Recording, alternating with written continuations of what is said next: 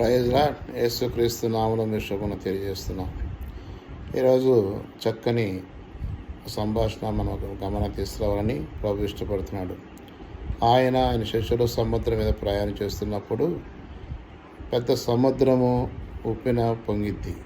అలల చేత ఆ నీళ్లు పడవలోకి రావడంలో శిష్యులు భయపడి ప్రభువైన యేసుక్రీస్తు దగ్గరికి వచ్చుతారు. అప్పుడు ప్రభువు నిద్రిస్తుండగా వారు, ప్రభువా, మేము నశించిపోతున్నాము, మమ్మల్ని రక్షింపమని ప్రభువుని లేపిరి. అప్పుడైనా అల్ప విశ్వాసులారా ఎందుకు భయపడుచున్నారని ఆ సముద్రమును గాలిని గద్దింపక అవి నిమ్మలమాయను. గాలి ఆగిపోయింది, సముద్రం ఉప్పినాగిపోయింది.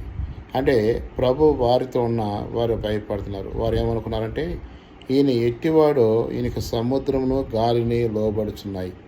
అయితే సర్వ సృష్టికర్త వాటికి అధికారం ఉంది ఆయన మీద. ఎందుకంటే కలుగు చేసింది ఆయన, మనల్ని కూడా కలుగు చేసింది ఆయన. మన మీద అధికారం ఉంది కనుకనే మనం భయపడిన అవసరం లేదు. మనతో ఎవరున్నారు? ప్రభువైన యేసు వారు. అందువల్ల మనం భయపడిన అవసరం లేదు. గాలి వచ్చినా, సముద్రంలో ఎన్ని వచ్చినా, బాధ వచ్చినా, నింద వచ్చినా, అవమానం వచ్చినా, ఏమొచ్చినా నిన్ను నన్ను నడిపించడానికి మన యేసయ్య ఉన్నాడు. ఈ మాటలు దీవించును గాక. ఆమేన్.